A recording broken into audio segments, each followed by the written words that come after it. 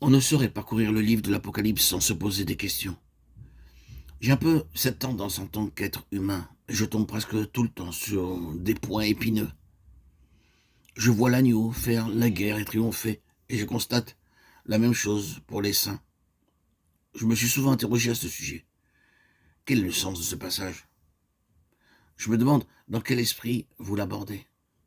Est-ce dans l'esprit de Gustave Doré avec ses gravures illustrant les scènes de la Bible?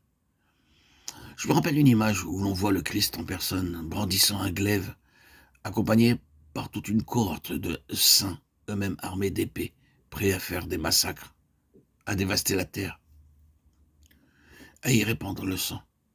Est-ce dans cet esprit que vous abordez les guerres de l'agneau? En était-il ainsi au premier jour de l'Église? L'agneau a-t-il remporté la bataille? Le Seigneur a-t-il vaincu l'Empire romain qui s'était dressé contre lui pour l'éliminer et pour détruire son témoignage sur la terre? Est-il vraiment descendu des cieux avec ses anges, l'épée à la main? Et a-t-il fait couler le sang sur la terre? Les choses se sont-elles passées ainsi? Comment s'y est-il donc pris? Oh, cela fait bien des siècles que l'agneau guerroie. Quel spectacle désolant pour les nations qui se sont liguées contre lui, et pour les peuples qui, à l'heure actuelle, leur emboîtent délibérément le pas. N'ayez aucun doute quant à l'issue de ce conflit et quant au sort final du grand dragon rouge. Cette expression a maintenant un sens bien précis. Le grand dragon rouge. Ne vous faites pas d'illusions. Celui qui siège dans les cieux rit, le Seigneur se moque de. C'est moi qui ai oint mon roi sur Sion, ma montagne sainte, psaume 2, 4, 6.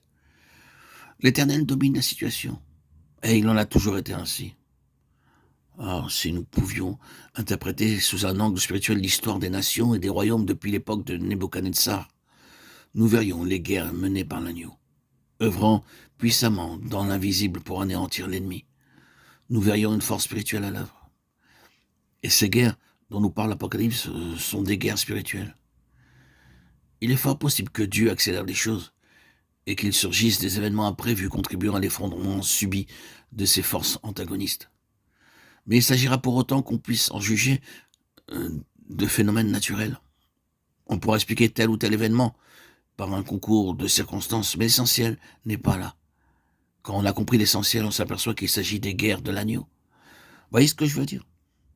Il est très important d'avoir une vision spirituelle, une interprétation spirituelle du livre de l'Apocalypse, pour que nous ayons quelques rayons de gloire qui viennent illuminer notre cœur.